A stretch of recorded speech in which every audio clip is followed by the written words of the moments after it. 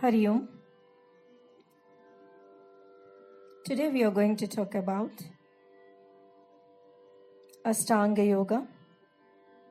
Already we have discussed about Ashtanga Yoga. That is 8 limbs of yoga. As part of Patanjali yogic practices, we also throw upon some light on this. So, for today, we are going to discuss about Yamas and Niyamas. What are Yamas? Yamas are those, that is Yama, is that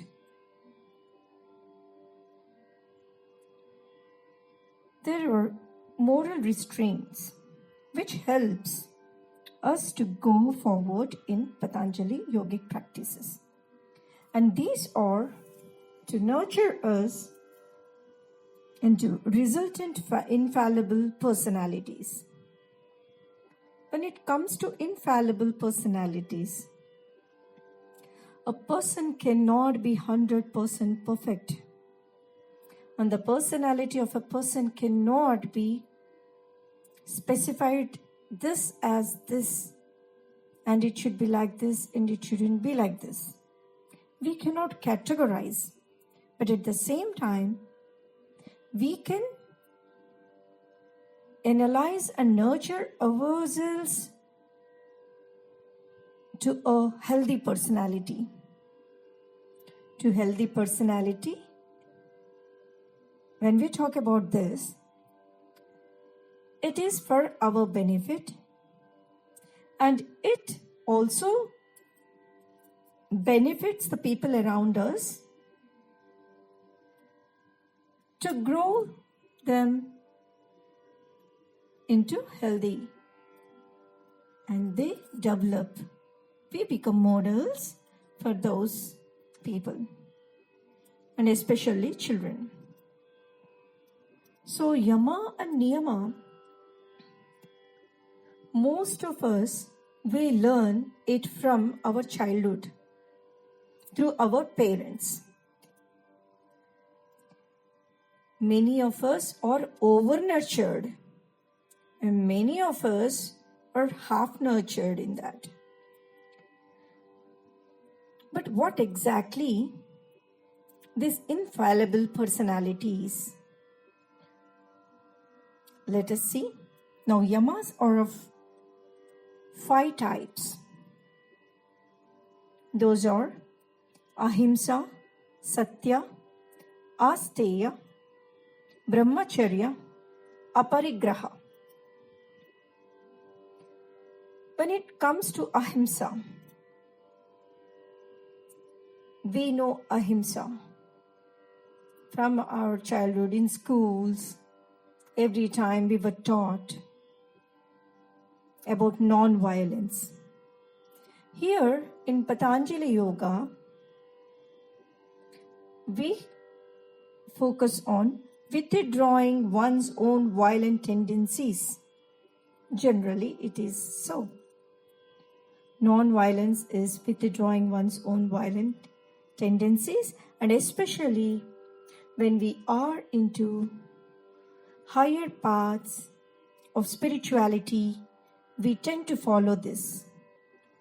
This is not only to be into spiritual path,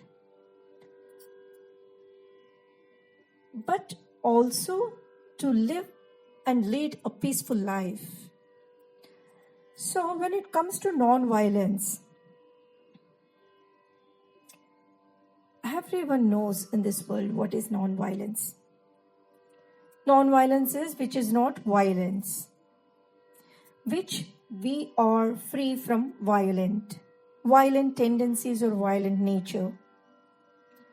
What is violent nature?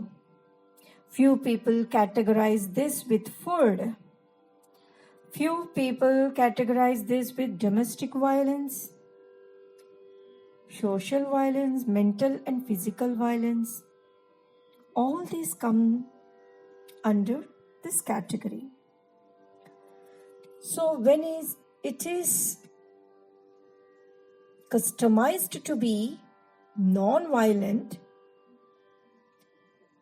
there are a lot of contradictions about this. People who take non-vegetarian, are they violent? Or people who scold kids when or mischievous, are they violent? When some friction happens between a couple, if they fight at each other to make one another understand, is it a violence? A lot of confusions create us in our minds. When it comes to non-violent, everybody's opinion is different in different ways. It depends on the custom and tradition too. We should not disturb that. As a genetic line or as an ancestral line, or maybe in the form of religion or in the form of culture, few people have certain customs and traditions. While we are preaching or while we are teaching or while we are talking about non-violence, first and foremost thing is that we should keep this in point in our minds, especially that it should not hurt others. When they are into some system, we are not supposed to hurt them that this is wrong, that is right. There is nothing wrong and nothing right. Primitive man dependent on whatever he got. Now Chinese person had ate a bat. People have a lot of contradictions about it. Started abusing that person. And it is wrong for us, but it is right for him. But as a practitioner of Patanjali Yoga, we should understand the intricacies of that. What is what? Whether this is wrong or that is right. So in that connection, I just want to refer one beautiful article. Once I used to teach my students in the college. This was written in 1916. First, Gandhiji's non-violence was condemned and criticized by Lala Lajpat Rai during those days in an article published in Modern Review in the month of July. Gandhiji till then, he never focused much to write about non-violence. Then he spoke about non-violence, and as a reply to Lala Lajpat Rai's comment about his non-violence, because that time people were boiled to fight against the odds shown or suppressed people by Britishers. That moment was confusing, and Gandhiji spoke about non-violence. And many people couldn't understand what exactly he told. So to abate all these confusions, and Lala Lajpat Rai's article was an eye-opener to Gandhiji. So what exactly he wrote? In the month of August 1916, Gandhiji replied in a very beautiful manner about non-violence. If time permits, please go through it. He says, physical violence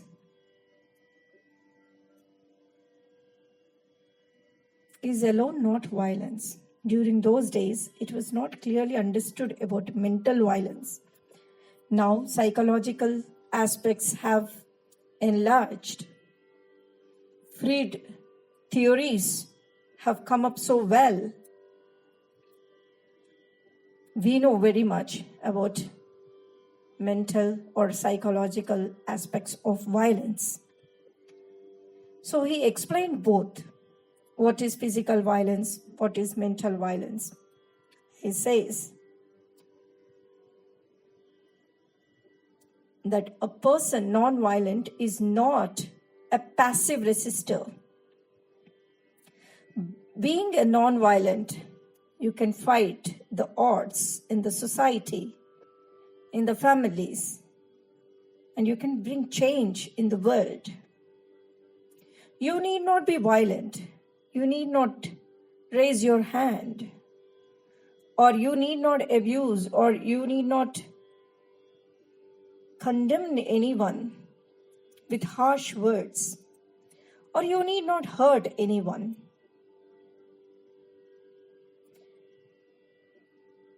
He talks about courage. Non-violence is a courageous behavior, but it is not timid or coward. It's not a tool of cowards. A person who sits in the last bench silently cannot be underestimated. Or a person who sits in the front bench and always replies or talks cannot be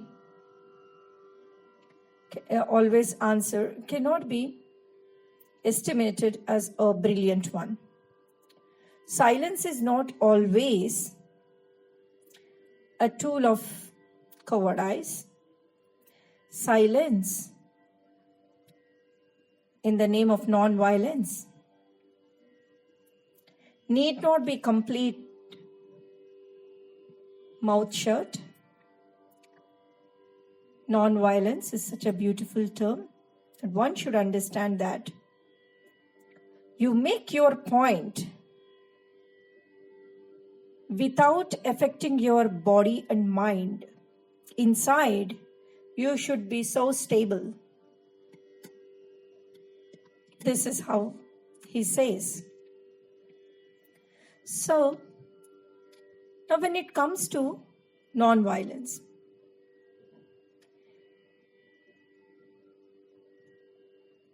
when you have your kid or child in front of you, if the child is doing something wrong and the kid is just only 1 year old, definitely you love that kid. Whatever he does, it looks so beautiful. But the same old kid grows to 5 years or 6, 7, your reaction is different. If the same old boy or girl, a child, hits you or does something nasty, you won't tolerate. You shout. And if you have just then come from office or you have finished off your course or any of your works or any pending works, that frustration or maybe anger on your spouse or parents, or maybe some other thing, preoccupied thoughts, make you hit the child or show anger or scream on the child intolerably. And afterwards, you take the child and pamper the child. That moment, the emotion of yours, when you observe, it is very different. Later you feel very bad. Why? When 1-year-old kid is doing nasty, troubling you, hitting you, you never felt that way. You enjoyed it. You felt that as a small kid. And you tried to explain that this should not be done like this. Because the child doesn't know anything. And we expect a lot from 5 years kid, 10 years kid, or maybe grown-up kid, or maybe spouse, or maybe elders, or anyone. And if they hit, obviously their strength also is so strong that it hurts us very badly. And at the same time, we also can't resist. During the yogic practices, you should observe the tendencies of a human being. Why this person is so violent? Why this person action is disturbing me? Questioning ourselves will not make us weak. Question in us makes us more stronger.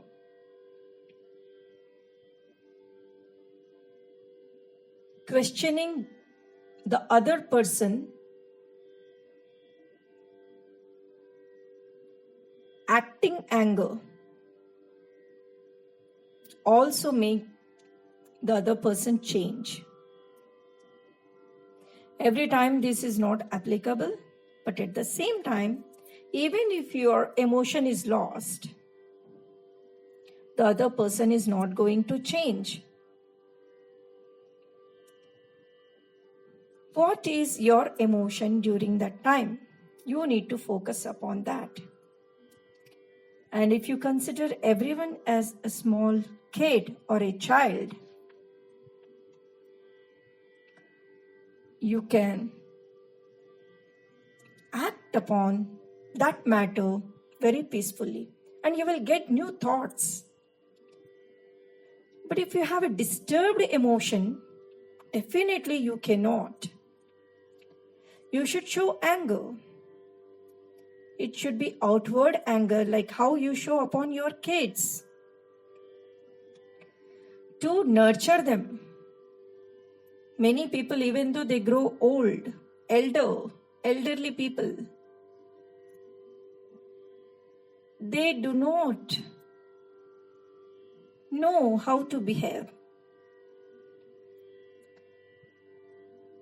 Then what is your emotion? You should become a mother or a father to the older, elderly people, maybe your spouse or mother, father, in-laws, anyone. It is very tough, but with practice it comes. You want to be a good and healthy human being, then we need to practice this. This is possible through yoga sadhana. Every time you think of this, it is not going to happen. This is possible only when you do regular yoga and regular meditation. When you are doing that, you feel like being very calm. It is not so easy. And of course, when you bring up a point of terrorists or psychopaths, the issue is very different. It is related to a psychological disorder and they have to be admitted into rehabilitation centers. But we are not dealing with such kind of people. We are into family. We are going to make a healthy family, healthy society. Then for that, what strength we have to possess inside. This is very much important. When we hurt someone, we will come to know we hurt very badly. Because why? Our parents have nurtured us like that. From childhood we told, no, we should not hurt others. We are grown up like that. Most of us. Sometimes when the oddity is too much, then any human being loses their temperament. But instead of losing temperament, if you understand the point, you be angered and you show anger, but you don't be angry from inside. Why? The other person is not going to get affected. We ourselves are going to get affected. That is going to damage our internal organs. We do not know the blood flow, how it happens. So first of all, this kind of yama, niyama, kind of principles, not alone for enlightenment. Those who are on the path of enlightenment, they have to do these practices very vigorously. For family people like us, at least if we can take care of our health,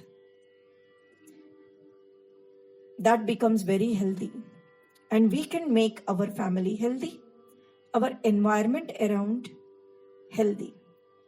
Only for these matters, we have to focus on these yamas and niyamas, especially non-violence. Now, when it comes to this non-violence, it is vast subject. It may take 3-4 hours to talk to me, for me, or for you. If we discuss, there is no end for this. But at the same time, being non-violent inside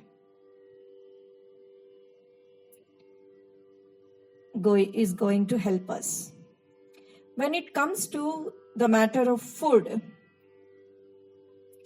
few people who are vegetarian, honestly, are they vegetarians? We should question. Those who hate non-vegetarians, we have to question, are we really vegetarians? Because we do not know. The vegetables we eat have life. Those are filling us life essence. And there are certain organisms or tiny insects in that. Sometimes without our knowledge we eat. You keep it aside. There are many invisible organisms. Daily we kill those. Just because we do not see those, we cannot deny that we are killing those.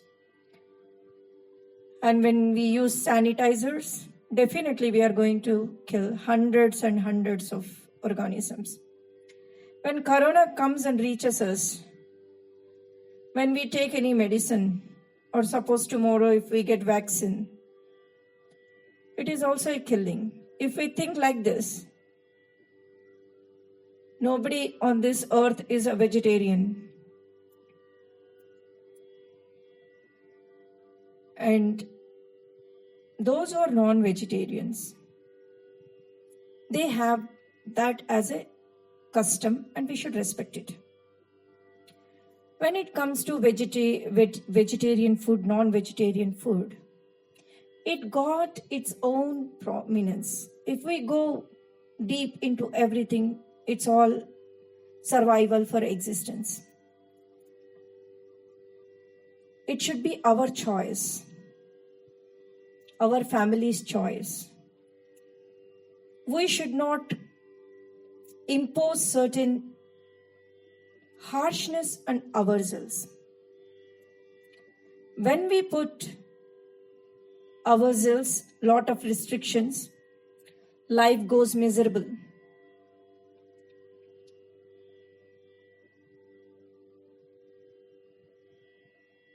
When we see many people, they get into OCD because they feel those worms. When I look into many cases, I get such a kind OCD. As you all know, they cannot resist organism around them, insects or anything. They will be cleaning, washing. They're so scared. I have seen many cancer institutes. They have those microscopes.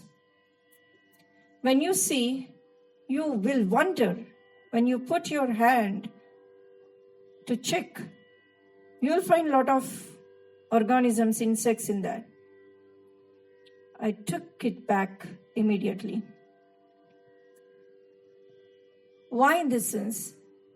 We are living with organisms, we are killing daily, and we do not know. With knowledge or without knowledge, sin is a sin. Many of our religioustic scriptures say a lot about it. People take it very blindly, and few go with logic. So in this connection, if one asks, okay, then should we take non-vegetarian? It is up to their choice, as already we discussed, like it is up to the culture. But when you take non-vegetarian, your digestion capacity and the calmness in the body, the circulation, it differs. Sattvic food, they say. Certain times, during festival times, we take vegetarian food. And that moment, you just observe how peaceful you will be. Certain other times, we take non-vegetarian. So then too, from childhood, if they are used to it, it's okay. But the digestion capacity is that in stomach, it delays digesting.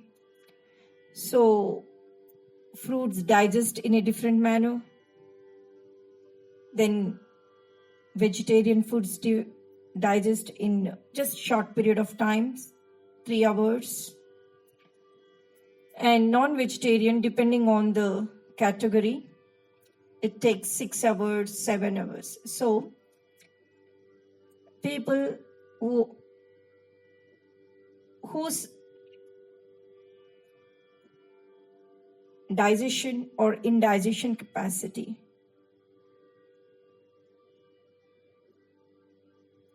Differs, and also whose digestion capacity is poor, they should do more exercise. So whatever food they take, it is fine.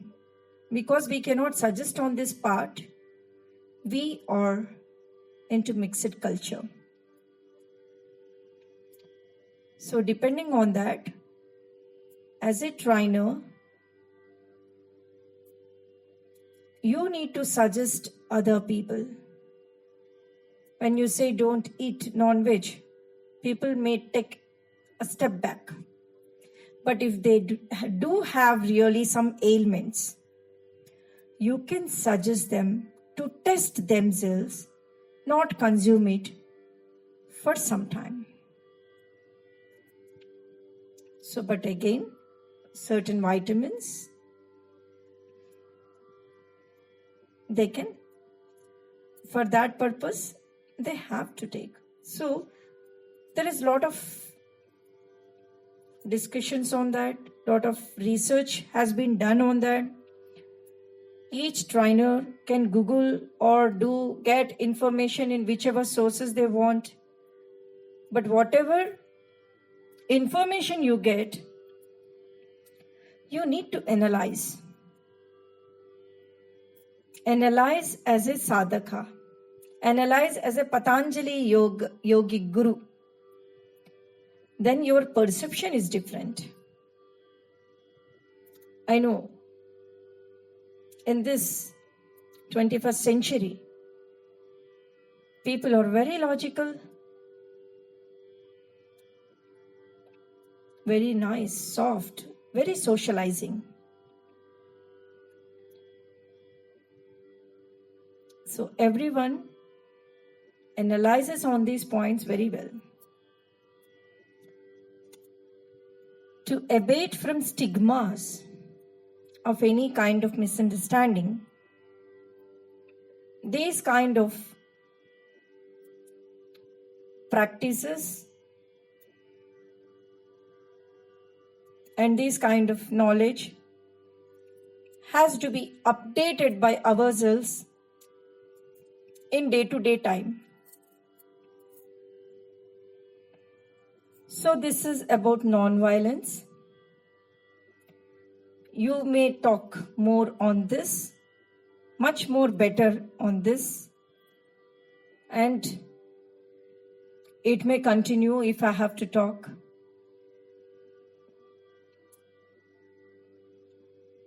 Because there is no particular this or that about these kind of topics.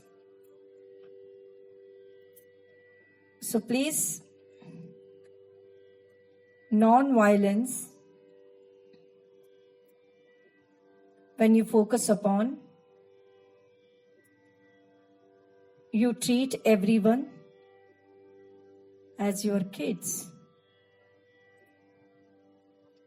And if you have any clarification on that, or if you have to express something on that, please, you are open to that.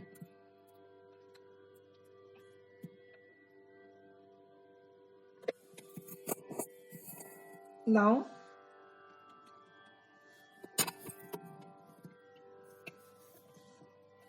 let us go to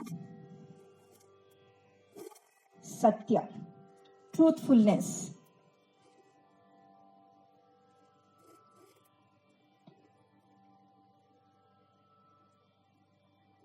Withdrawing one's own lying tendencies.